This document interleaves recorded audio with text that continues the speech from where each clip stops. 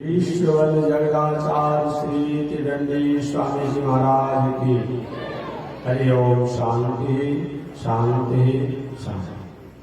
श्रीमन नारायण लक्ष्मी नारायण श्रीमन लक्ष्मी श्रीमन नारायण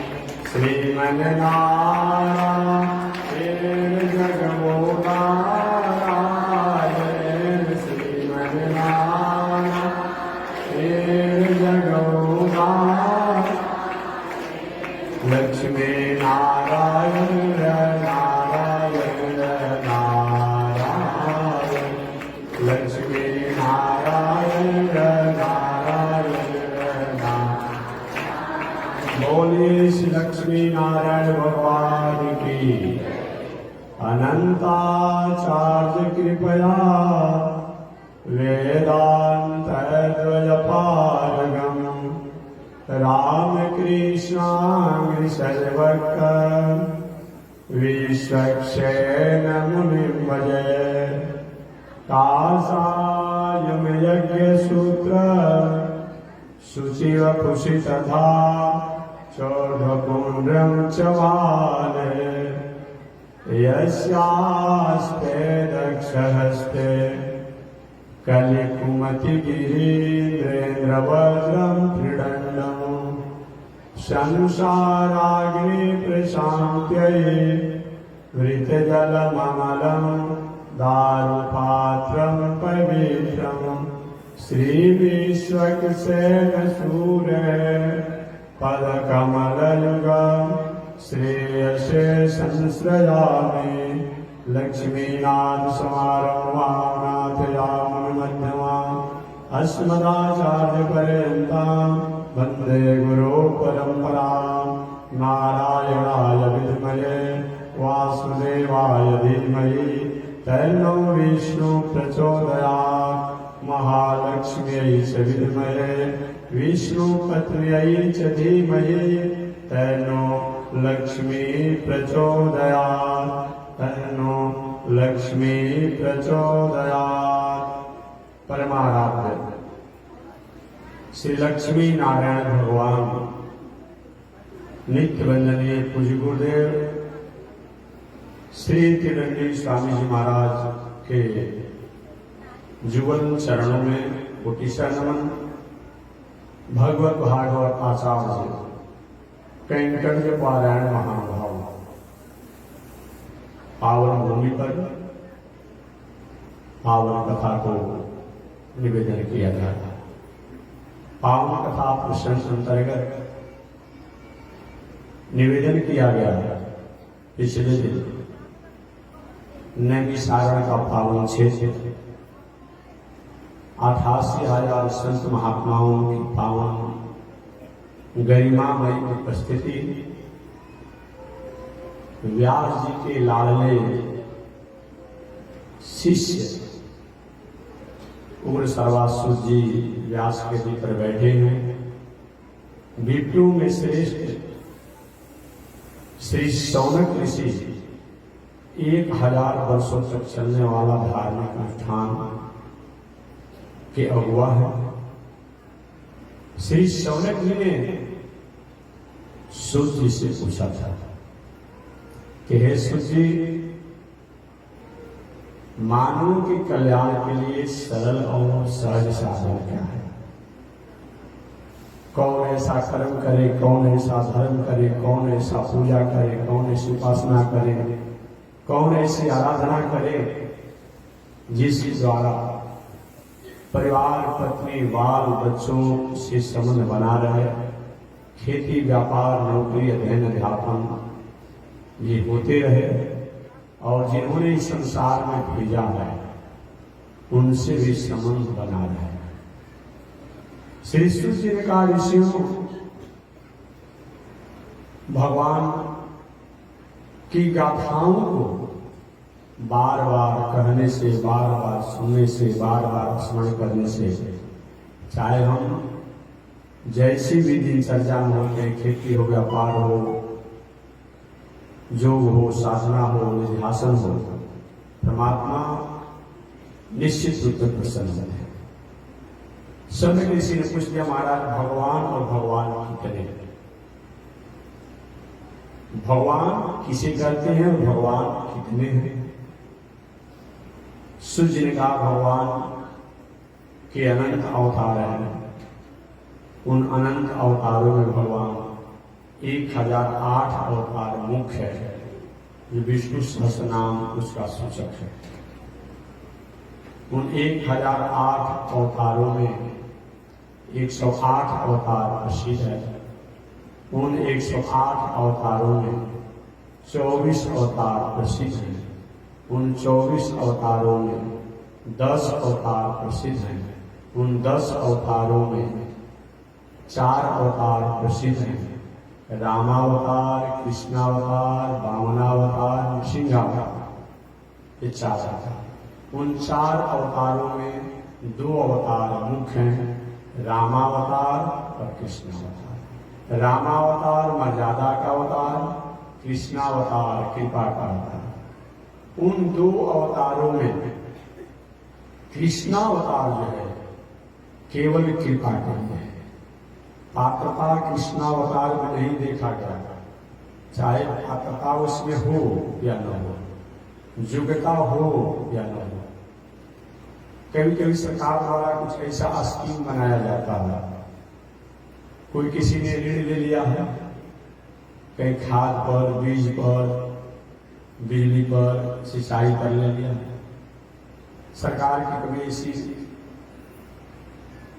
मन में आया कि भाई अपने प्रदेशवासियों को, देशवासियों को इस भार से मुक्त किया जाए, और उसने क्या घोषणा किया कि जो भी 5 वर्षों के भीतर में, 10 वर्षों के भीतर में बिजली बिल लिया है, चाहे पानी का बिल बाकी होगा, रेट बाकी हो, मलगुजारी बाकी हो, होम रेंट बाकी हो, जो भी बाकी हो उसको सरकार माफ करती है। और वहां पात्रता नहीं देखी जाती है कि आपने हमको बहुमत दिया है, समर्थन के नहीं दिया है, क्या है, कौन है, कुछ नहीं देखा जाता है। माफ तो माफ, सबको माफ कर दिया जाता है। और कौन उसमें धनी है, कौन गरीब है, ये भी नहीं देखा जाता। जब जनता के लिए हुआ तो सबको कर दिया जाता है। भगवान की हाल यही है। कृष्णावतार में पात्रता नहीं देखा गया, योग्यता नहीं देखा गया। कृपा में यही होती है, कृपा में पात्रता और योग्यता नहीं देखी जाती है। कृपा माने कृपा। आप रास्ते में कहीं अन्य क्षेत्र चला रहे हैं और थोड़ी आप पात्रता देखते हैं, किसी के पास खाने का ठिकाना नहीं होगा, उसे अरे जो भी उस रास्ते में जा रहा है आपके पास आया का वही हमको भी दीजिए, चाहे वो धनी आदमी क्यों दे देते हैं। आप कोई गरीब आदमी उसको भी दे देते हैं, जो संत उसको भी दे देते हैं। वहां पात्रता नहीं देखा जाता है, वहां तो देना है तो देना है। अन्य क्षेत्र चला रहे हैं तो अन्य क्षेत्र चला रहे हैं, वही है। भगवान कृष्ण अवतार कृपा के अवतार है, कृपा करते हैं। आगे सूर्य जी ने कहा, महाराज वह भगवान से मन ना रहे कि जो अनंत अवतार है, उन अनंत अवतार में 24 अवतार जो मुख्य हैं, वह 24 अवतार कौन कौन है? उन 24 अवतार में भगवान ने अवतार लेकर क्या क्या किया, ईश्वर जी है। तो पहले भगवान के 24 अवतारों के नाम जाने। देखिए श्रीमद् भागवत महापुराण में 24 अवतार 3-4 बार प्रकरण आया है, एक बार नहीं आया है, 3-4 बार प्रकरण आया है। लेकिन जितने बार 24 अवतारों की गणना की गई है, उसमें कुछ न कुछ आगे पीछे हो गया है। तो ये कोई बहुत बड़ा आश्चर्य की बात नहीं है। आप किसी महात्मा जी जब अवतार करता तो इस एक ही भागवत में 3-4 प्रकारों से कैसे कहा गया? इसीलिए कहा गया कि हर युग में, हर चतुर्युगी में भगवान अवतार लेते हैं। एक व्यवहारिक बात को बता रहा, 4,32,000 वर्ष, 4,32,000 वर्ष में एक का गुणा किया जाता है। 4,32,000 वर्ष में एक का गुणा किया जाता है तो कलयुग की आयु होती है। कलयुग की आयु कितनी है? 4,32,000 वर्ष। याद रखिएगा। अभी कितना बीता है? 6,000 वर्ष। मात्र कलयुग अभी 6,000 वर्ष बीता है। अभी शेष कलयुग बाकी है। आज से लगभग हम 15 वर्ष हो ही गया होगा। 10-15 वर्ष पहले मैं कलकत्ता में था, हावड़ा में गया था। विचारी गंगा के तट पर कथा प्रवचन हो रहा था, तो उस समय बहुत बड़ा एक प्रचार चल रहा था। शायद आप भी याद कीजिएगा। सब लोग रो रहा था, कोई हंस नहीं रहा था, कोई खाना छोड़ दिया था, कोई खूब खा रहा था। काहे के लिए? कि अब दुनिया नहीं रहेगी।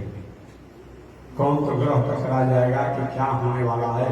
बहुत प्रचार चला था। किसी वैज्ञानिक ने घोषणा कर दिया था, विदेशी वैज्ञानिक ने। कोई इसीलिए रो रहा था कि अब सारा बनाया हुआ, सब कुछ किया हुआ यही रह जाएगा। लग्जरी गाड़ी से लेकर, लग्जरी मकान से लेकर, लग्जरी व्यवस्था सब सही रह जाएगी, घर जाना पड़ेगा। कुछ लोग इसीलिए हंस रहा था कि चलो जो करना है सब कर लेना है, मरना था नहीं। जी लोग हंस रहे थे। एक पत्रकार महोदय जी आए हमारे पास, कहे महात्मा जी ये आप सुने हैं? हाँ हमने सुना है कि वैज्ञानिक ने घोषणा किया है कि महाप्रलय होगा। प्रलय नहीं होगा, महाप्रलय होगा, और कुछ बचेगा ही नहीं। ग्रह नक्षत्र सब आपस में टकराव करा करके सब समाप्त हो जाएगा। तो आपका क्या इसमें विचार है? हमने कहते कि हमारा निजी कुछ विचार नहीं होता है। हम सब निजी नहीं है तो निजी विचार कर सकते हैं। हमारा कोई मौलिक विचार नहीं। लेकिन इतना जरूर मैं कहा तो जानता हूं कि अभी कलयुग 4,32,000 वर्ष में मात्र 6,000 वर्ष बीता हुआ है। शेष कलयुग अभी बाकी है। अभी कल की अवतार होना है। उत्तर प्रदेश के मुरादाबाद जिला के संभलपुर ग्राम में विष्णु जस ब्राह्मण के यहाँ उनकी बेटी से कल की अवतार होगा। अभी कल की अवतार हुआ नहीं और आप महाप्रलय करा रहे हैं। तो देखिए प्रलय तो होगा, कभी तूफान आ जाएगा, कभी संक्रमण कीटाणुओं का वायरस का प्रभाव हो जाएगा, तो कभी और अधिक ठंडा से, बाढ़ से, तूफान से, संग्राम से सब होते रहेंगे। एक प्रलय होते रहेंगे, लेकिन महाप्रलय नहीं होगा। तो उन्होंने कहा कि आप वैज्ञानिकों की बातों का झूठा कर रहे हैं। हमने कहा झूठा नहीं कर रहे हैं, लेकिन एक महाप्रलय नहीं होगा। हमने कहा कि जो ग्रह आप टकराने की बात आते हैं वो ग्रह कहीं साइडों से जा सकता है ना। अरे भाई 2 गाड़ी एक साथ आए, उधर से आए, इधर से आए, कोई जोड़ी जितनी गाड़ी आप सब लड़िए जाएगी। कभी कभी साइड में निकल जाता है, कभी पीछे एक गाड़ी रुक भी जाती है, कभी एक गाड़ी पीछे भी लौट जाती है। कि कैसे आपने मान लिया? अरे भाई ग्रह नक्षत्र इधर उधर चले जाएंगे, कि लौट भी सकता है। हुआ भी यही। तो मैं निवेदन करना चाहता हूं कि कलयुग 4,32,000 वर्ष आयु बताई गई है। उन 4,32,000 वर्ष में मात्र 6,000 वर्ष जो है कलयुग बीता हुआ है। शेष कलयुग अभी बाकी है। मात्र 8,000 वर्ष कलयुग जब बाकी रहता है तो कल की अवतार होगा। अभी कल की अवतार नहीं होगा। 100 चौराहे पर मनुष्यों की, मानव का प्रवृत्ति, मानव का व्यवहार, मानव का आचरण पशुवत हो जाएगा। चौक चौराहे पर अपनी न बेटी समझेंगे, न अपनी बहन समझेंगे, अपनी माता समझेंगे, अपनी चाची समझेंगे, अपने बुआ समझेंगे, कोई समझेंगे नहीं। जैसे पशु समझता है क्या कि कौन मेरी बहन है, कौन मेरी माता है, कौन मेरी बुआ है, कौन मेरी मौसी है, नहीं समझता है पशु। ऐसा जब मनुष्यों का आचरण हो जाएगा, स्त्री पुरुषों का आचरण हो जाएगा, तब कल की अवतार होगा। अभी तो थोड़ा सा कुछ मर्यादा है ना, कहीं कोई गलती करता है तो सरकार भी थोड़ा सा अनुशासन करती है, लाइन ऑर्डर करती है, दंड देती है, अनुशासन करती है। समाज के लोग भी थोड़ा उसके प्रति अच्छा व्यवहार नहीं मानते हैं, अच्छा उसको आदर से नहीं देखते हैं। लेकिन जब चौक चौराहे पर मनुष्यों का आचरण और वृत्ति एक पशु के समान हो जाएगा, तब कल की अवतार होगा। जब वेद शास्त्र इतिहास पुराण कोई प्रत्यक्ष कहीं उसका अनुष्ठान नहीं करेगा, तब कल की अवतार है। अभी तो पंडाल बना करके, जगशाला बना करके जग पूजा पाठ मास व्रत हो रहा है, लेकिन जब कोई पूरे आम कहीं नहीं कर सकता है, कोई धार्मिक अनुष्ठान और करना होगा तो अपने भीतर और अपने ही अंदर में करना होगा, लोगों को जनाना नहीं होगा। कहीं के विदेशों में भी ऐसा है, जहाँ के लोग नौकरी करने गए हैं लोग, उनको कोई पूजा करना है, कुछ करना है तो नहीं अपने फोटो रख करके मोबाइल में करके कहीं बाहर कल्याण कहीं नहीं करेंगे। ऐसा बहुत से देशों में भी नियम है। ये जब पूरी दुनिया में हो जाएगा तब कल की अवतार होगा। वेद का प्रचार बंद हो जाएगा, वेद केवल वेद के रूप में रहेगा, या वेद का खंडन विखंडन तरीका से अपने मनमाने ढंग से जब लोग दिनचर्या करने लगेंगे, तब कल की अवतार होगा। लोगों का रहन सहन उठन बैठन बिगड़ जाएगा। औसत आयु 20 वर्ष हो जाएगी, 20 वर्ष। अभी तो औसत आयु 60 वर्ष होगा। अभी वर्तमान जो आएगा, जो पहले के 100 वर्ष के लोग थे तो थे, लेकिन अभी जो वर्तमान जनरेशन जो आएगा तो औसत आयु 60 वर्ष हो जाएगा। हो सकता है कोई 75 वर्ष जी जाए, एक औसत आयु माने अभी आगे जो जनरेशन होगा वो 60 वर्ष की हो जाएगी।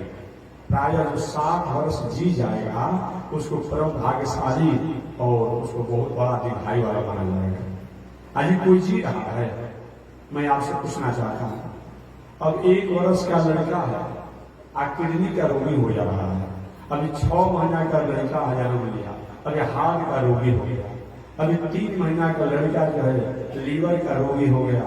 अभी 1 वर्ष का लड़का जो है नेत्र पर चश्मा लगाने लगा, इसको जीना मानते हैं।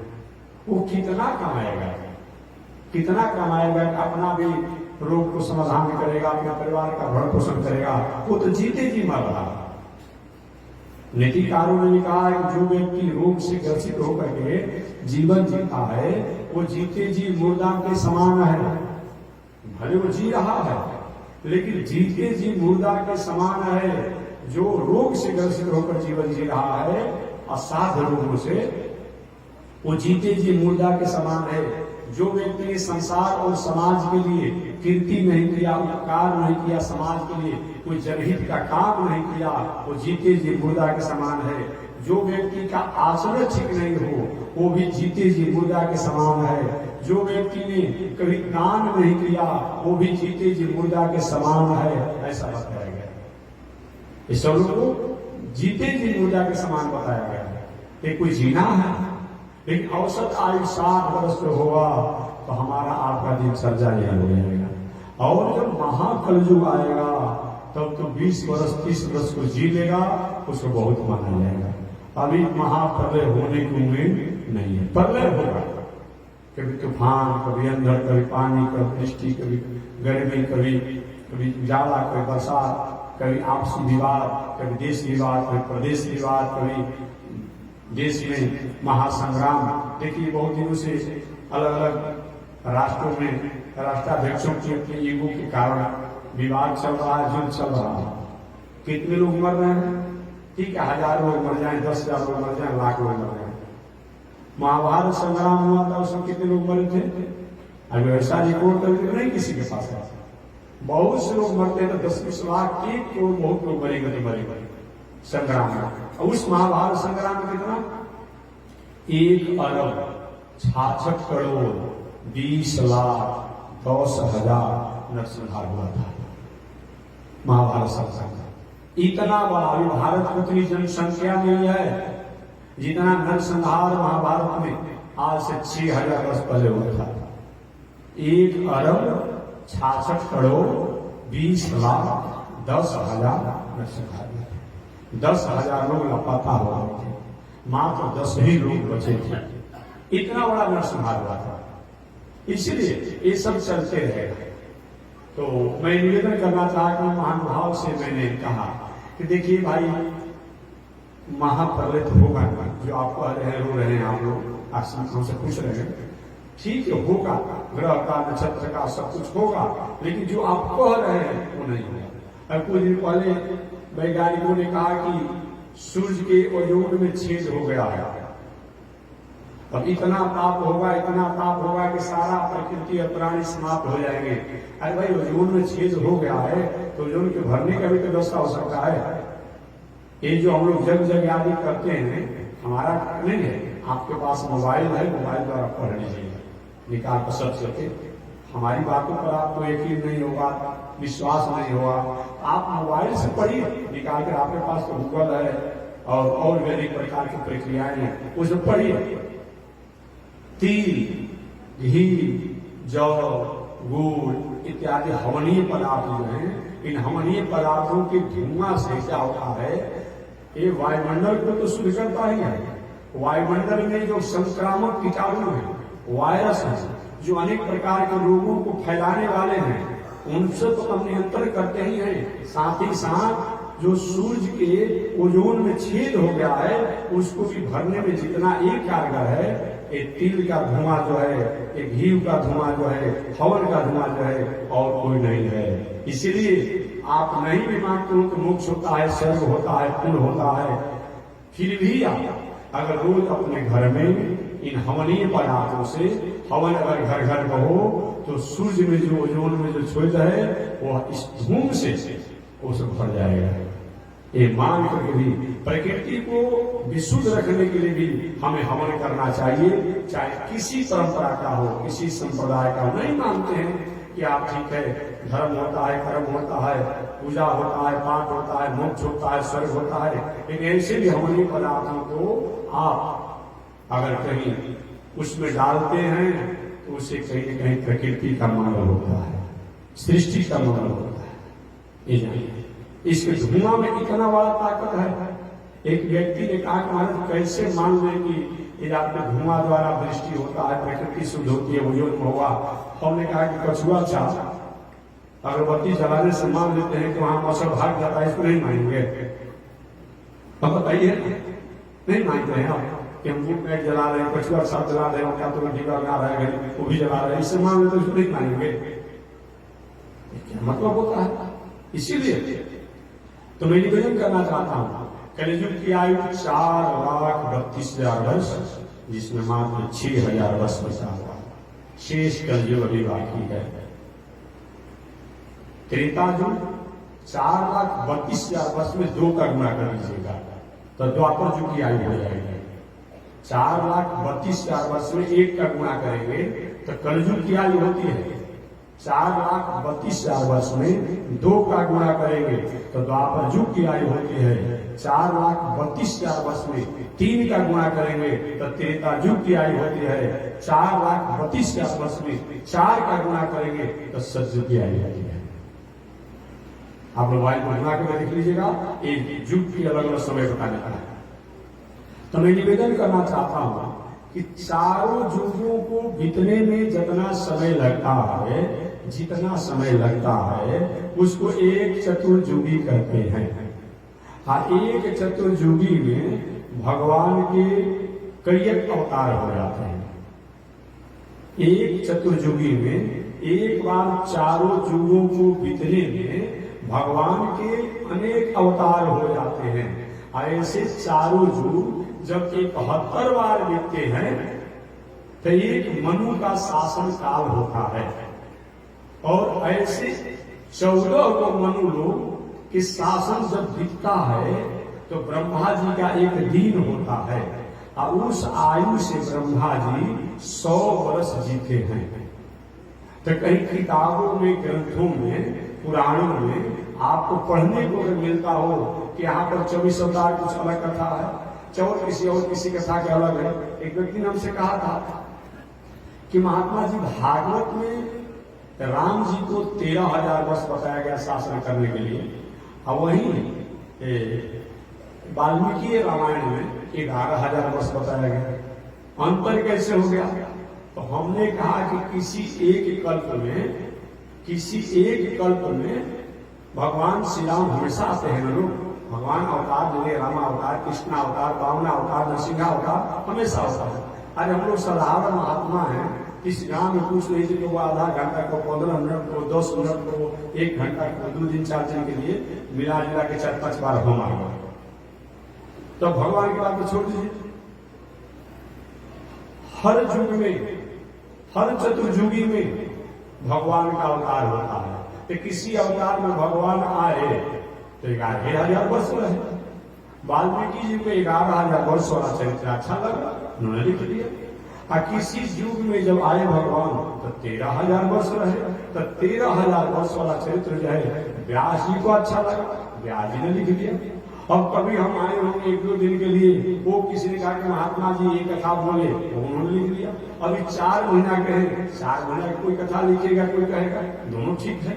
इसीलिए किसी भी किताब में, कोई भी ग्रंथ में एक ही देवता के, देवी के, भगवान के चरित्रों को और अलग अलग और भिन्न भिन्न तरीकों से कहीं आपको पढ़ने को, सुनने को अगर मिलता हो तो इसमें किसी प्रकार के संशय नहीं करना चाहिए, क्योंकि बार बार देवी देवता भगवान का आना जाना लगा रहता है। इसीलिए विज्ञ लोग जो होते हैं, ज्ञानी लोग जो होते हैं, ये पढ़कर के विस्मित नहीं होते हैं, संशय में नहीं होते हैं। आसामान होगा भाई, उस किताब में ऐसे लिखा है, इस किताब में ऐसे लिखा है, ये क्या हो गया? तो लोग संशय में हो जाते हैं। इसे संशय नहीं करना चाहिए। तो मैं निवेदन करना चाह रहा था कि भगवान के अलग अलग युगों में अलग अलग अवतार होते रहते हैं। अतः अगर कहीं ग्रंथों में कोई बात थोड़ी सी अंतर आती हो तो आश्चर्य नहीं करना चाहिए। तो यही भागवत में, एक ही भागवत में 4 प्रकार से भगवान के अवतारों की कथा है। यहाँ पर सूत जी नैमिषारण्य में सौनक ऋषि को सुना रहे हैं कि 24 अवतार अलग है। आगे चल करके मैत्रेय जी विदुर जी को सुनाएंगे, वो 24 अवतार अलग हो जाएगा। वही भी कहीं एकादश स्कंद में कहीं आएगी कथा, वहां अलग 24 अवतार की कथा हो जाएगी। तो कोई इसमें शंका करने की बात नहीं है। तो चलिए मैं 24 अवतारों का नाम सुना दूं। ये 24 अवतार कौन कौन है?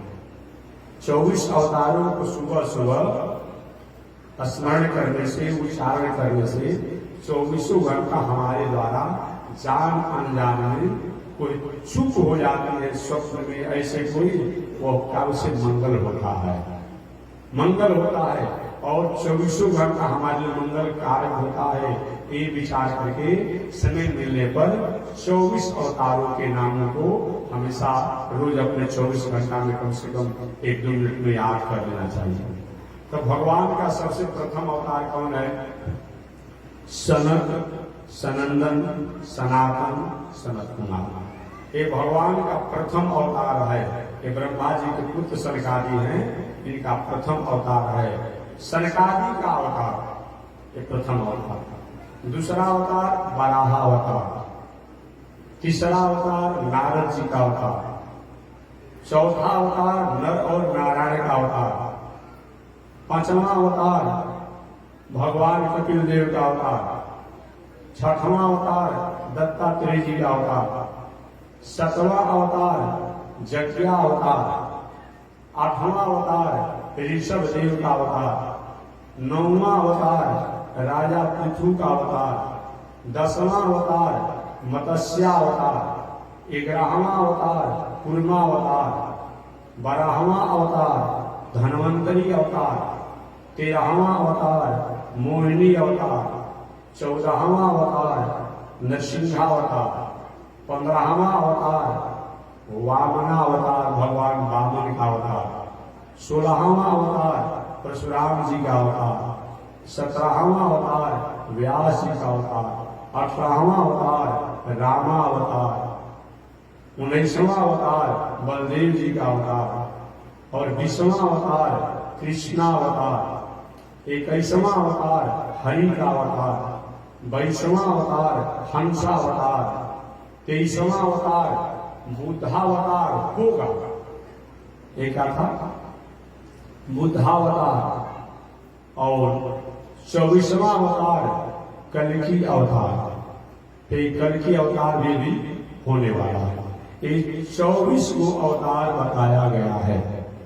आगे कहते हैं इसके अलावा भगवान का मुख्य अवतार हयग्रीव अवतार है और साथ ही साथ इस अवतार के साथ साथ भगवान का हरि अवतार भी है।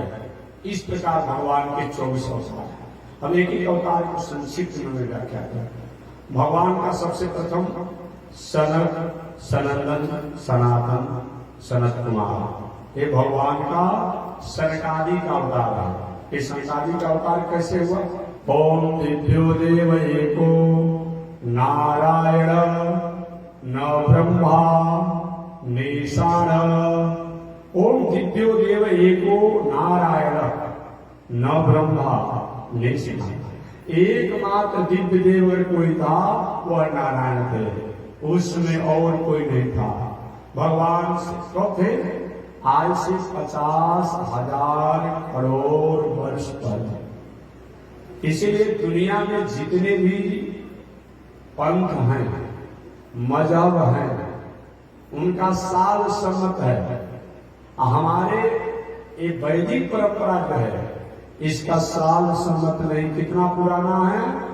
अब समझिए कि आज से 50,000 करोड़ वर्ष पहले भगवान श्रीमन नारायण अकेले थे। लेकिन भगवान श्रीमान पहले से भी थे। आप एक प्रश्न हमसे पूछ सकते हैं कि महात्मा जी कोई प्रमाण है? इतना पुराना आपको परंपरा है तो पुनः मैंने बता दिया था, आप गुना कर लीजिएगा तो पुनः एक बार मोबाइल से गुना कर लीजिए, जोड़ने के लिए बेसी हो जाएगा। जोड़ लीजिएगा अपने मोबाइल पर। 4,32,000 वर्ष में 1 का गुणा कर लीजिए, 4,32,000 वर्ष में 2 का गुणा कीजिए, 4,32,000 वर्ष में 3 का गुणा कीजिए और 4,32,000 वर्ष में 4 का गुणा करिए। अपने मोबाइल पर कर लीजिएगा और चारों युगों के गुणा करने के बाद, चारों को गुणा करने के बाद चारों युगों की आयु को जोड़ दीजिएगा और जोड़ने के बाद उसमें आप 71 का गुणा कर दीजिएगा। जब 71 का गुणा कर लेंगे तब पुनः उसमें 14 का गुणा कर दीजिएगा। जब वो गुणा हो जाएगा तो ब्रह्मा जी का एक दिन होता है, उसमें पुनः 100 का गुणा कर दीजिएगा। 100 वर्ष उस आयु से ब्रह्मा रहते हैं। इतना जो है ये आयु बताया गया है। इस प्रकार तो भगवान श्रीमन नारायण आज से 50,000 करोड़ वर्ष पहले एकमात्र इस दुनिया में अकेले थे। उसमें लक्ष्मी जी भी नहीं थे, हम भी नहीं थे और आप भी नहीं थे। शंकर बाबा भी नहीं थे, हनुमान बाबा भी नहीं थे, ब्रह्मा बाबा भी नहीं थे, कोई नहीं था। ओम दिव्यो देव एको नारायण न ब्रह्मा निशान, कोई नहीं था। याद रखिएगा। और दुनिया में जो लोग हैं वो मजहब वाले मजहबी लोग, उनका साल सम्मत है। ईसा साहब जी को इस संसार में आए 2025 वर्ष हो रहा है। इसलिए यह तय हो गया कि 2025 वर्ष से पहले ईसाई धर्म नहीं था। मोहम्मद साहब जी को इस संसार में आए 1500 वर्ष लगभग हो रहा है। इससे तय हो गया कि इस्लाम दर्शन 1500 वर्ष पहले नहीं था। जब मोहम्मद साहब जी नहीं थे तो बताने वाला कौन होगा? ये तो स्पष्ट हो गया। चलिए, गौतम बुद्ध जी जो इनका नाम आला गौतम बुद्ध ने तो कोई अलग से धर्म ही नहीं चलाया भाई, न पंथ चलाया न धर्म चलाया, लेकिन ये नया में कुछ उनके लोगों द्वारा गौतम बुद्ध के नाम पर अलग से नया पंथ ही चला रहा। कहता है हम वेद धर्म कर्म नहीं मानते हैं, पूजा पाठ नहीं मानते हैं, हम तो नौवा उठाए हुए हैं। अरे भले आदमी, आखिर गौतम बुद्ध से पहले क्या शास्त्र नहीं था, क्या वेद नहीं था, क्या धर्म नहीं था? आखिर गौतम बुद्ध को ज्ञान कहां से प्राप्त हुआ? उनके पिताजी स्वयं वैदिक परंपरा के अधिकारी थे, वैदिक परंपरा को मानने वाले थे। ये कोई जरूरी है कि भागवत से हो, वेद से हो, इतिहास से हो, पुराण से, अब सारे शास्त्रों को हम ही जान जाएंगे? गौतम बुद्ध ने वेद, शास्त्र, इतिहास, पुराण के कुछ गिने चुने वाक्यों को अपने जीवन के आचरण में उतारा और समाज को संदेश दिया। अहिंसा परमो धर्मम, दया की बात, अहिंसा की बात, सत्य की बात उन्होंने स्वीकार किया। वे वैदिक परंपरा से अलग नहीं, लेकिन आज कुछ लोग माने कौन उनको रोक ले जा रहा है? लेकिन गौतम बुद्ध ने अलग से कोई पंथ नहीं चलाया, अलग धर्म नहीं चलाया। तो गौतम बुद्ध को आए संसार में अधिक से अधिक आदि शंकराचार्य से पहले आए 2000 वर्ष के लगभग अंतराल। चलिए जैन महावीर तीर्थंकर जी को भी आए लगभग गौतम बुद्ध से थोड़ा सा कुछ आगे पीछे। इसके बाद सिख दर्शन, गुरु गोविंद सिंह, गुरु नानक जी की परंपरा जो है 500 वर्ष के भीतर। यहूदी धर्म, ईसा मूसा यहूदी, ये सब बताया गया। लगभग ईसा से थोड़ा सा कुछ आगे पीछे करके और लोगों के विचार है। मतलब अधिक से अधिक 3000 वर्ष के भीतर ये दुनिया के जितने पंथ परंपरा हैं वो शुद्ध है। और हमारी वैदिक परंपरा कितना पुराना है ये जानिए? 50,000 करोड़ वर्ष पहले है। ये दुनिया में जो भी लोग थे सब वैदिक परंपरा के ही अनुयायी थे, वैदिक परंपरा के ही अधिकारी थे।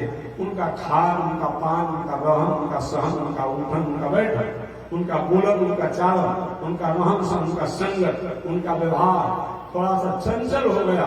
तो चंचल होने के कारण अब थोड़ा सा अपना एक विचार अलग मानिए। घर में 5 लड़का होता है, लेकिन एक व्यक्ति माता पिता की आदर करने वाला होता है, एक माता पिता से अलग होकर अपना अलग जीवन जीता है।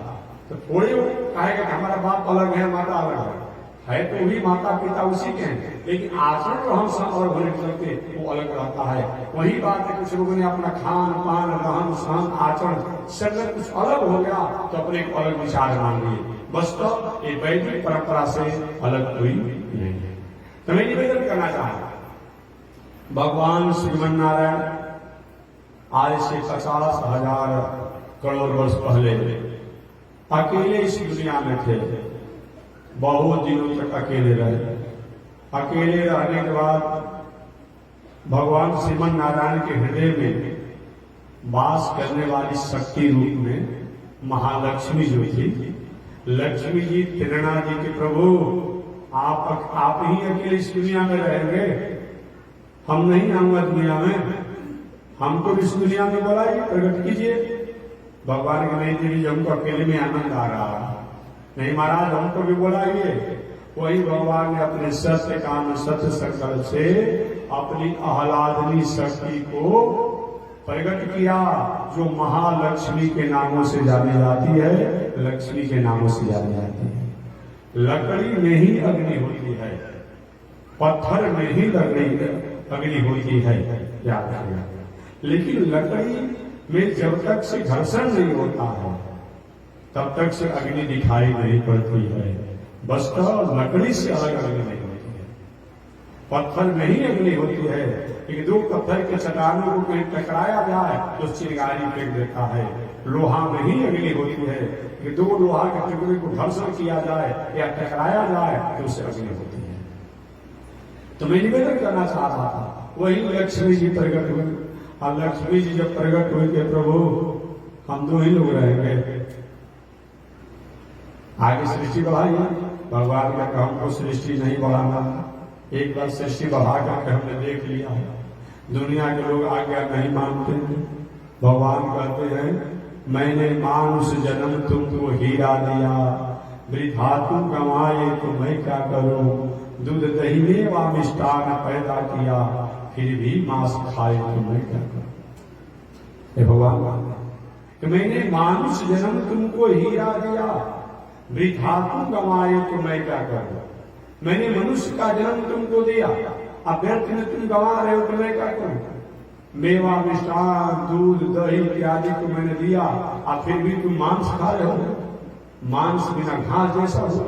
भगवान के से मेरा क्या है, मैंने सब कुछ ज्ञान विज्ञान शास्त्र सब कुछ भी दिया, अब फिर भी तुम अंधकार में जा रहे हो तो मैं क्या करूं। भगवान के नहीं, मैं सृष्टि नहीं करूंगा।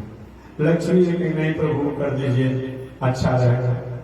अब क्या करें। ठीक है देवी जी, जब तुम कहती हो तो मैं सृष्टि विस्तार करूंगा। और भगवान अपने सत्य काम सत्य संकल्प से नाभि से कमल प्रकट हुआ, और कमल से एक बालक प्रकट हुआ। वो बालक जब प्रकट हुए तो बालक प्रकट होने के बाद चारों तरफ दिखने लगे, मैं कहां से आया, क्यों आया, कैसे आया, किस प्रकार आया, क्या करना चाहिए। कि उसमें केवल जल ही जल था। सृष्टि के प्रारंभ में जल को अपना आधार जिन्होंने बनाया, इसीलिए भगवान का नाम नारायण है। या सृष्टि के प्रारंभ में जल जिनके द्वारा प्रकट हुआ, इसलिए उनका नाम नारायण है। नार कहा जाता है जल को, जल को ही जिन्होंने अपना आश्रय बनाया, निवास बनाया, इसलिए उसका नाम नारायण है। ऐसे भगवान श्रीमन नारायण है। तो भगवान श्रीमन नारायण ने नाभि से कमल, कमल से ब्रह्मा हुए। और ब्रह्मा बहुत दिनों तक अपना कारण जानना चाहे कि मैं कहां से आया हूं, क्यों आया हूं, कैसे आया हूं, क्या करना चाहिए। कोई कारण नहीं जान पाए। तो ब्रह्मा जी एक दिन जिस कमल से प्रकट हुए थे, उस कमल के डांटी को पकड़ करके, उसके नाम को पकड़ करके और जल में नीचे जाने लगे। और बहुत दिन लग गया, फिर भी जल का आता पता नहीं गया, जल का आता पता नहीं चला। और भयभीत होकर ब्रह्मा जी पुनः कमल के फूल पर आ गए। देखिए, हम अगर जानना चाहेंगे तो हम नहीं जान पाएंगे, वो हमको जानना चाहेंगे तब हम अपने को जान पाते हैं। अगर वो नहीं जानना चाहते हैं और हम जानना चाहते हैं तब नहीं जान पाएंगे। ब्रह्मा जी अपना कारण नहीं जान पाए तो ब्रह्मा जी के सामने आवाज आया, आकाशवाणी। आकाशवाणी 3 प्रकार की होती है। एक आकाशवाणी होती है जो हमारे हृदय से निकलती है, एक आकाशवाणी हृदय से निकलती है, एक आकाशवाणी आकाश से होती है, एक आकाशवाणी जो आजकल उपकरण द्वारा निकल रहा है, मोबाइल हो, टेलीविजन हो, रेडियो हो, फलान हो, चिकान हो, आवाज आता है। तो ब्रह्मा जी के हृदय आकाश द्वारा आवाज आया, तो अप तो अप तो अप, आप तप करिए, आप तप करिए, तब आपको अपने स्वरूप का ज्ञान होगा। ब्रह्मा जी की आवाज कहां से तप आ गया। अब जिधर सिर किए, दृष्टि किए, उधर एक उनको सिर निकल गया। पहले एक ही सिर था ब्रह्मा जी का, लेकिन जब पूरब की तरफ किए तो एक सिर हो गया, पश्चिम की तरफ हो गया, उत्तर की तरफ हो गया, दक्षिण की तरफ हो गया, 4 गो सिर हो गया। आए वो पहले से सिर था ही। इस प्रकार ब्रह्मा जी 5 सिर वाले हो गए। ये कहां से आवाज आ रही है, ये कहां से आवाज आ रही है। अब इसको जानना चाहे ब्रह्मा जी, पुनः आवाज है, तो आप तप करिए, तब आपको अपने स्वरूप का ज्ञान होगा। ब्रह्मा जी ने कहा तप करना आता ही नहीं, तुम तप करे कैसे। तप करने आने पर तो कहते तो आप ये जो है इसी को आप मंत्र मान लीजिए और उसी को साधना कीजिए। वही ब्रह्मा जी तो आप इस सब को इन्होंने क्या मंत्र मान लिया, और मंत्र मान करके ब्रह्मा जी उसी में रत रहे। अंत में ज्ञान हुआ और कह के आखिर हमारे लिए क्या आज्ञा हो रही है। वह कि आप सृष्टि में सहयोगी बने, सृष्टि में सहयोगी बने और सृष्टि का विस्तार करें। ब्रह्मा जी के मन में कामना हुआ, सुंदर मेरा पुत्र होता जो भगवान के समान है, दुनिया में आदर होता, सदाचारी होता, व्रतधारी होता, उपकारी होता, निंद को पूरा करने वाला होता, जैसा आपका भावना होगा उसी के अनुसार आपका बेटा हो बेटी होगी।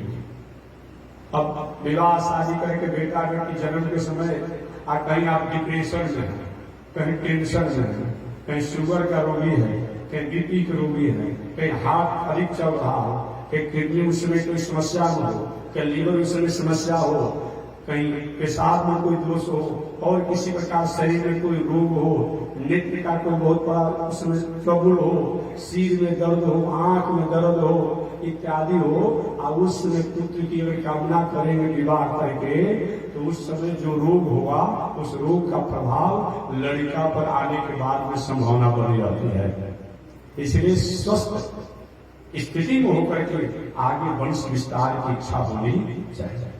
क्या और शांत चित होकर के हर कहीं भाई उस व्यक्ति को कल मैं बता दूंगा, अभी बताने की आवेश में अगर कहीं आप वंश विस्तार की क्रिया में लगे हुए हैं तो बाद में जन्म लेते हैं लड़का वो कुकुर के समान गुड़गुड़ाने वाला जन्म लेगा, माता पिता पर भी आंख दिखाना शुरू कर देगा, अब बड़ा होगा तो खूंखार हो जाएगा, उपद्रवकारी हो जाएगा। इसीलिए ये विवाह शादी करके वंश विस्तार जो है ये भोग नहीं है हमारे वैदिक परंपरा में, ये जोग बताया गया है। हम पत्नी के साथ वंश विस्तार की जो मर्यादा स्वीकार करते हैं ये भोग नहीं है, ये जोग है। इसलिए सात्विक शुद्ध वृत्ति खान पान ये नहीं के मुर्गा के या बकरा के अमुक कम खा के उल्टा पड़ता शराब ताड़ी दारू पी के और उपद्रव करके कोई वंश विस्तार की क्रिया में लगेंगे तो वह उपद्रव में ही संतान होगा, कोई इसको रोक नहीं सकता है। इसलिए विचार करके आगे वंश विस्तार की मर्यादा को स्वीकार करना चाहिए। ब्रह्मा जी के मन में पवित्र भावना थी, पवित्र भावना थी मेरा सुंदर पुत्र होता, और पवित्र भावना होने के कारण उनके सामने 4 लड़का प्रकट हो। सबसे प्रथम ब्रह्मा जी के सृष्टि में भगवान श्रीमन नारायण के नाभि से कमल और कमल से ब्रह्मा जी, और ब्रह्मा जी के बाद अगर दुनिया में कोई सबसे प्रथम कोई मनुष्य है, कोई ऋषि है, कोई भगवान का अवतार है, अगर कोई दुनिया में है वो है सनंदन सनातन सनातन। ये 4 भाई प्रकट हुए। एक कोई जरूरी नहीं कि प्रकट होते ही ये बाल को जैसा एक पन्ने में ही लिखेंगे, ऐसा कोई जरूरी नहीं है। ये जानना ये कोई जरूरी नहीं है। एक गाय की भैंस के और भी जो बच्चे होते हैं एक ही घंटा में जन्म लेता है, 1 घंटा में उछलने लगता है और चलने लगता है। अब नहीं देखे हैं, कोई जरूरी है कि 6 महीना तक एक वर्ष पलना में रहेगा ही। और ये 4 भाई प्रकट होते ही क्या किए कि 4 भाई प्रकट हुए। आप प्रकट होते ही पिताजी मेरे लिए क्या आज्ञा है, हम क्या करें। एक बेटा मेरी सृष्टि में तुम सहयोगी बने। 4 भाइयों ने हाथ जोड़ लिया, मेरे बस की बात नहीं है, मैं सृष्टि नहीं करूंगा। ब्रह्मा जी के क्या करोगे, कहे कि हम साधु बनेंगे, जोगी बनेंगे, फकीर बनेंगे, बाबा बनेंगे, ब्रह्मचारी बनेंगे, सन्यासी बनेंगे, ज्ञानी बनेंगे, तपस्वी बनेंगे। ब्रह्मा जी अरे जन्म लेते लेते और जवाब सवाल शुरू कर दिया। हम कहे हमारे सृष्टि में सहयोगी बनो, तुम कहते कि हम बाबा बनेंगे। नहीं, मेरे सृष्टि में सहयोगी बनो, बाद में तुमको बाबा बनना होगा तो बाबा बन जाना। सरकारी में पिताजी ये काम हमसे नहीं होगा। अरे सात्विक विचार करके ब्रह्मा जी ने पुत्र की कामना किया था। तो कहे कि जब तुम हमारा बात नहीं मानोगे, जब गृहस्थ आश्रम नहीं संभालोगे, सृष्टि विस्तार नहीं करोगे तो हमारे यहां से जा जाओ। तब रहकर क्या करोगे, तब रहकर क्या करोगे। और 4 भाई चल दिए 4 भाई। अब 4 भाई जब चल दिए तो रास्ते में भगवान श्रीमन नारायण से मुलाकात हुई। ए बच्चों, क्या तुम्हारा परिचय है, कहाँ जा रहे हो। एक पहले अपना परिचय बताइए ना, आपका क्या परिचय है। पर मैं जानना चाहता हूँ क्या क्या परिचय, कहाँ जा रहे हो। कहेंगे हम भगवान श्रीमन नारायण के प्रणाती थी। अरे भगवान श्रीमन नारायण के बेटा तो कमले हो गया, और कमल के बेटा ब्रह्मा जी हो गए। अब ब्रह्मा जी के बेटा सनक सनंदन सनातन समाधान। अच्छा, कहाँ को जा रहे हैं? कहीं कि भगवान का भजन करने जा रहे हैं। भजन करने जा रहे हैं? अरे बताइए, भजन करने का कोई समय है क्या? अभी आप बालक हैं, आप बड़े होंगे, आपका विवाह होगा, विवाह होने के बाद एक दो बाल बच्चे हो जाएंगे, बाल बच्चों का विवाह शादी कर दीजिएगा, उनकी प्रवृत्ति की व्यवस्था कर दीजिएगा, अब तो आप साधु बन जाइएगा, बाबा बन जाइएगा। चारों भाइयों ने कहा कि देखिए आपको भगवान का मार्ग आता होगा तो आप बताइए, और नहीं आता होगा आप अपना काम आगे देखिए, मैं अपना काम लाऊंगा, हमको भटकाइए मत। अगर भगवान का मार्ग और भगवान का पता अगर आप जानते हो तो भगवान का पता बता दीजिए, भगवान का मार्ग बता दीजिए, और नहीं आता हो तो आप अपना राह धरे, हम अपना राह धरे। भगवान समझ गए कि ब्रह्मा जी के पुत्र सनक सनंदन सनातन सनत्कुमार ये चारों हैं अधिकारी है। इसीलिए कहा कि ठीक है, जिन भगवान की खोज में जा रहे हो, जिनका पता पूछ रहे हो, वो मेरा ही नाम है और बनी ही। अच्छा, आप ही हैं? हाँ हाँ, आप ही हैं। तब प्रभु हमें आप ज्ञान मार्ग का उपदेश दीजिए और अपने चरणों में प्रीति दीजिए, और मैं हमेशा हमेशा आप में लगा रहा। भगवान ने कभी विवाह शादी कर लेते हैं, अब बाद में कि भजन भाव में रहते, ज्ञान में रहते तो अच्छा तो अच्छा होगा। कहीं कि प्रभु विवाह करने पर क्या होता है? कहीं कि विवाह करने पर पहले तो बड़े हो, और बड़े होने के बाद आपका विवाह होगा, विवाह के बाद 2-4 बाल बच्चे होंगे, उनके बच्चे होंगे, उनके बच्चे होंगे, उनके बच्चे होंगे, ऐसा परिवार होगा। कि प्रभु ये बात तो सब ठीक है, लेकिन इतने बच्चे परिवार होंगे, उनमें किसी को सर्दी खांसी होगा, किसी को बुखार होगा, किसी और उस बीच में कोई व्यक्ति चला भी जाएगा, मर भी जाएगा। तो मर जाएगा तो रोना भी तो पड़ता है ना, मरने पर। भगवान ने कहा रोना तो पड़ता है, परिवार का कोई सदस्य चला जाएगा बिना समय के तो रोना पड़ता है। तो तो रोने का काम कैसे होगा? भगवान ने कहा बाल बच्चा परिवार आपका मरेगा तो भाड़ा पर रोने वाला कोई नहीं आएगा, तो रोना तो आप ही लोग को पड़ेगा ना। तब चारों भाई ने कहा कि प्रभु जी एक दिनचर्या में, सृष्टि में, विवाह शादी इत्यादि में ये रोना भी पड़े, एक काम के हमको आशीर्वाद दे दीजिए कि हम लोग उम्र चाहे जितना भी हो, उम्र चाहे जितना हो जाए, चारों जुगों को हमें बदलते भले देख लें, लेकिन हम 6 वर्ष से 7 वर्ष के न हो, ऐसा हमारा स्वरूप बना दीजिए, ऐसा आशीर्वाद दीजिए। वहीं भगवान ने कहा एवं वस्तु, ऐसा ही होगा। वहीं सनक सनंदन सनातन सनत्कुमार ये चारों भाई पूर्वजों के पूर्वज हैं। अरे उनसे पहले कोई था ही नहीं, कोई देवता नहीं था, कोई देवता नहीं था उनसे पहले। लेकिन भगवान ने आशीर्वाद दे दिया है कि पूर्वजों के पूर्वज होने पर भी आप 6 वर्ष के बालक रहेंगे, क्योंकि 6 वर्ष के बालक में काम भावना नहीं होती है। आज ये छोटा बालक 6 वर्ष का जो, उसमें काम भावना नहीं होगी। भले आप बता दीजिएगा, छोटा लड़का भी 5 वर्ष 6 वर्ष का अपने में वो बालिका होगी, बालक होगा, अपने में विवाह शादी करेगा खेल खेलने में, लेकिन जानता नहीं दुनिया में काम भावना क्या होता है, खेलेगा सब चलेगा उसमें। प्रभु उनको आशीर्वाद दे दीजिए। वही पूर्वजों के पूर्वज होने के बाद भी सनक सनंदन सनातन सनत्कुमार आज 6 वर्ष के बालक दिखाई पड़ते हैं। यही सनकादियों का अवतार है। धोखा हो गया था एक बार, अभी कथा नहीं है, ये बात कथा है, बात कथा है। इसी धोखा में, इसी भ्रम में भगवान के सेवक जिनका नाम है जय और विजय, ये भ्रम में हो गए कि 6 वर्ष के बालक बिना पूछे भगवान को लोक में जा रहा है, ये क्या कर रहा है, हम काहे के लिए हैं। और उनका कथा बाद में विस्तार से बताऊंगा।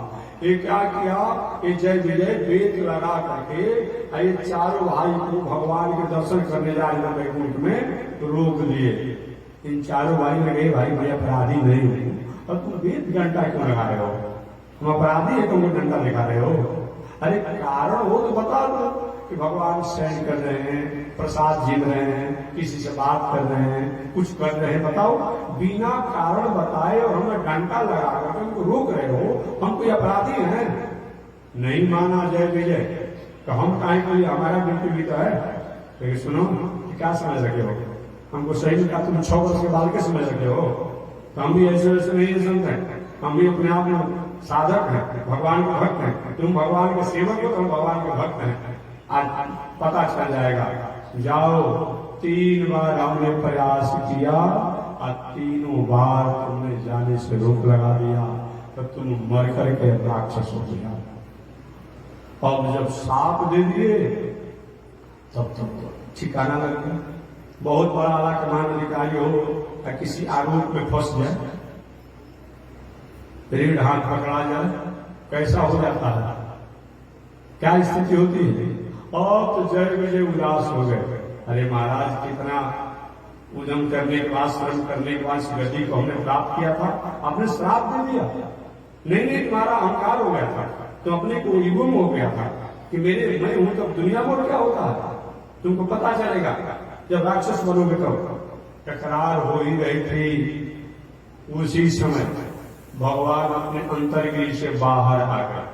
आप बाहर जब आए तो देखिए, करिए एक तरफ मेरा भक्त, एक तरफ मेरे सेवक, दोनों में टकरार हो रही है।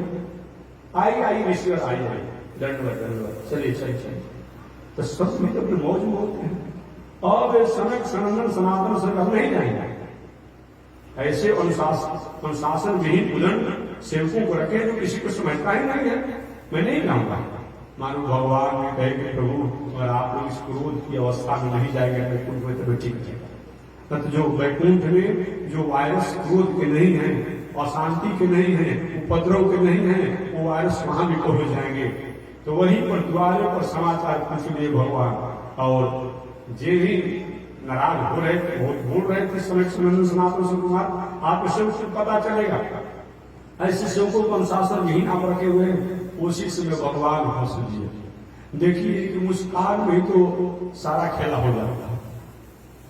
जब मुस्कुराते हैं ना, दुनिया में बहुत बड़ी बड़ी हो जाती है, तो समय नहीं है हमको अपने समय के अंतराल में कथा कहना है। और भगवान जो भी मुस्कुराए, तो मुस्कुराने के बाद सनक सनंदन सनातन और सनत कुमार का क्रोध जो है साफ आ गया। अरे ये क्या हमने किया? हम भगवान के भला बुरा जो भजन करने वाले, हमको क्या मतलब है किसी को श्राप देने के लिए, क्रोध करने के लिए? वो जाने देता तभी ठीक है, नहीं हम लौट जाते, हम कहेंगे श्राप देंगे। लेकिन प्रभु, मैंने आपके सेवकों को जो श्राप दिया है, इस श्राप के पात्र नहीं है। ये तो अपना ड्यूटी कर रहे थे, इनका अधिकार होता है किसी को जाने देना, किसी को नहीं जाने देना। हमने गलती किया है कि जो श्राप दिया है, ये श्राप लागू नहीं होना चाहिए। भगवान मन ही मन विचार किए, ईश्वर आपने श्राप नहीं दिया है, मैंने श्राप दिलवाया है। एक कथा बाद में भी आएगी, मैं बताऊंगा विस्तार से। ये श्राप मैंने दिलवाया है। एक बार लक्ष्मी को भी ये मेरे सेवकों ने रोक दिया था, मेरी पत्नी को भी रोक दिया था। तो मेरी पत्नी लक्ष्मी जी ने कहा, महाराज कैसा आपका सेवक है जो हमको भी नहीं पहचानता है, रोक देता है, कहाँ जा रहे हो? लक्ष्मी जी जब भगवान से प्रार्थना की तो भगवान ने कहा, देवी जी अभी अगर अपने सेवकों को कुछ अनुशासन करेंगे, दंड देंगे, हटाएंगे, लाइन हाजिर करेंगे, तो दुनिया में प्रचार हो जाएगा। लोग कहेंगे भगवान भी अपने पत्नी के कहने में आकर के अपने सेवकों को बर्खास्त किया। जैसे आगे हो रहा है, अपनी पत्नी के कहने से अपने बाप को, अपने माई को, अपने भाई को, अपने चाचा को अलग आप कर रहे हैं। अभी 2 दिन उसको आए हैं, कहते कि नहीं पहले आंगन बंटवारा हो जाएगा, सब भोजन बंटवारा हो जाएगा, सब हो जाएगा, तभी भोजन बनेगा। अब क्या कर बेचारी को बंटवारा करना पड़ता है। लेकिन सोचना तो चाहिए उनको कि जिस माता पिता के ही कृपा से, जिन परिवार की ही कृपा से आज पत्नी से मेरा संबंध हुआ, और आज उनको कैसे मिलता है, समझा बुझा करना चाहिए। एक हास्य कथा करते हैं, हंसने के लिए, हास्य नहीं करना। एक बार एक लड़का का नया विवाह हुआ था, लेटेस्ट पढ़ा लिखा था, हाई पढ़ने वाला था, और वो भी उसी डोली में बैठा था, और उसकी दुल्हन भी उसी डोली में बैठी। दोनों आपस में वार्तालाप, बताओ कितना तुम क्या किया है, बताओ तुमने अपने माता का त्याग कर दिया, तुमने अपने पिता का त्याग कर दिया, अपने सहेलियों का त्याग कर दिया, अपने भाई का त्याग कर दिया, कितनी तुम त्याग है। चलिए यहाँ त्याग नहीं, वहां भी अगर आपको मैं त्याग नहीं करा दिया तो फिर मेरा नाम नहीं, यहाँ ही त्याग नहीं कराया, वहां भी त्याग करा था, यहाँ पे छोड़ ही दिया लेकिन वहां भी छोड़ा हुआ, यही होता, यही हो रहा है। तो मैं निवेदन करना चाहता हूं कि हंसने के लिए मैंने कहा, हास्य कथा मैंने कर दिया, तो हंसने के लिए कहा था, तो वही और सनक सनंदन सनातन सनत कुमार श्री भगवान ने नहीं ईश्वर कि आपने श्राप नहीं दिया है, कि हमारे लक्ष्मी जी के साथ एक बार उन्होंने अनुशासनहीनता काम किया था, लेकिन मैंने सोचा कि दूसरे की कृपा पर कारण देकर के ही ये काम कर ले, अपना कारण न दे, इसलिए आपका कारण देकर के और उनको हटाने का मन मैंने बना लिया था, लेकिन कारण दूसरा मैंने दे दिया। अच्छा प्रभु, तो सरकारियों ने कहा कि देखो जय विजय, एक ऑफर तुम्हें दे रहे हैं। जी महाराज, क्या ऑफर? अगर तुम केवल राक्षस बनना चाहते हो, केवल राक्षस बनना चाहते हो और भगवान की भक्ति करना चाहते हो, तो 7 जन्म तक राक्षस बनना पड़ेगा, 7 जन्म तक राक्षस बनना पड़ेगा। अगर तुम जल्दी आना चाहते हो तो भगवान के विरोधी बन करिए, 3 जन्म में आ गया, क्या चाहता है? जय विजय ने कहा प्रभु चाहे भगवान से भी झगड़ा करना पड़े, गाली गलौज करना पड़े, लेकिन जल्दी हमको बुला दीजिए, एक तो 3 जन्म तक राक्षस बनना पड़ेगा। वही भगवान के निजी सेवक जय विजय प्रथम जन्म में हिरण्याक्ष और हिरण्यकश्यप बने, बाद में कथा विस्तार से बताएगा। दूसरे जन्म में रावण और कुंभकर्ण बने, तीसरे जन्म में दंतवक्र और शिशुपाल बने। वही जय विजय इस सनक सनंदन सनातन सनत कुमार, ये चारों भाई जो है ये भगवान के ये प्रथम अवतार है। ये ब्रह्मा जी की सृष्टि में, ब्रह्मा जी के पुत्रों में सबसे पहले जन्म लिए। ये चारों भाई आत्माराम अपने में घूमते रहते हैं, अपने आनंद में रहते हैं। एक भाई कथा कहते, 3 भाई सुनते हैं, हमेशा दुनिया में घूमते रहते हैं। कोई भिक्षा करा दिया तो ठीक है, और नहीं करा तो ठीक है। पृथ्वी से लेके वैकुंठ लोक से लेके देवलोक से लेके घूमते रहते हैं पूर्वजों के पूर्वज, लेकिन दिखने में मालूम पड़ता है कि 6 वर्ष के बाद। ये भगवान के प्रथम अवतार है। भगवान का दूसरा अवतार वराह अवतार। इससे पहले मैं एक कथा सुना दूं, खबर आगे मैं सुनाऊंगा कि वराह अवतार से पहले। इस प्रकार बस 5 मिनट जब सनक सनंदन सनातन सनत कुमार ये चारों भाई जब बाल ब्रह्मचारी बन गए, तो ब्रह्मा जी के मन में थोड़ा सा उदासी हुआ, मेरा बेटा और मेरी आज्ञा नहीं माना। उस आवेश की स्थिति में ब्रह्मा जी थे, ऐसे पुत्र से क्या लेना देना। उसी समय एक बालक और हुआ ब्रह्मा जी को, और वो बालक जब हुआ तो जन्म लेते ही आवाज आ रहा है, मेरा नाम बताइए, मेरा काम बताइए, मेरा धाम बताइए। ब्रह्मा जी कहे कि ये वो पुत्र को तो आज्ञा दी तो काम नहीं किया, और तुम जन्म लेते अपने से नाम, अपना काम, अपना धाम पूछ रहे हो, तो तुम्हारा नाम रहेगा रुद्र। क्या नाम रहेगा? तुम्हारा नाम रहेगा रुद्र। तुम रौद्र किया है, आवाज लगाया है, वही रुद्र प्रकट हुए। इसमें भागवत महापुराण के अनुसार कभी कभी लोग पूछता है कि शंकर जी के बाप का नाम क्या है। हो सकता और पुराणों में नहीं हो या कुछ हो, लेकिन श्रीमद् भागवत महापुराण व्यास जी का सबसे अंतिम ग्रंथ है। ये मैं नहीं कहता, अभी मूल किताब निकाल करके पढ़ लीजिएगा, मूल किताब निकाल कर आप पढ़ लीजिएगा। श्रीमद् भागवत महापुराण के अनुसार ये ब्रह्मा जी के रौद्र से ये रुद्र शंकर प्रकट हुए। आप प्रकट हुए, लेकिन हमारे लिए काम क्या है? ब्रह्मा जी की सृष्टि करिए। वही ब्रह्मा जी के आज्ञा पर शंकर जी सांप, बिच्छी, भूत, प्रेत, शाकनी, डाकनी, पिशाच, इस सब कुछ प्रकट कर दिए।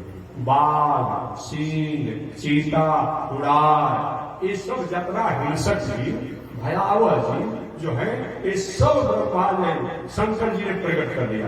ब्रह्मा जी कैसे सृष्टि को बंद करो, जो हमारी सृष्टि को समाप्त कर जाएंगे, लेकिन जो हो गया सो हो गया। शंकर जी के अब हम क्या करें? ब्रह्मा जी का भी जाकर तपस्या कर, वही जाकर के शंकर जी तपस्या किए और तपस्या बहुत दिनों तक करने के बाद 11 रुद्र और 11 रुद्राणी को प्रकट किए। तो पहले के एक रुद्र और रुद्राणी, अब बाद में 11 रुद्र और 11 रुद्राणी, इस प्रकार 12 रुद्र और 12 रुद्राणी। इस प्रकार ब्रह्मा जी की सृष्टि में दूसरा अगर कोई प्रकट हुआ है, उनका नाम है शंकर जी, श्रीमद् भागवत महापुराण के अनुसार। तो भगवान का दूसरा अवतार क्या है? वराह अवतार। इस वराह अवतार की कथा को कल मैं बताऊंगा। आज इसी के साथ वाणी विराम। एक बार भगवान का नाम श्रीमन नारायण लक्ष्मी, श्रीमन नारायण लक्ष्मी नारायण, श्रीमन नारायण नारायण नारायण, श्रीमन नारायण नारायण नारायण। बोलिए श्री लक्ष्मी नारायण भगवान की, विश्व जगदाचार्य श्री त्रिदंडी स्वामी जी महाराज की। हरि ओम। शांति शांति शांति।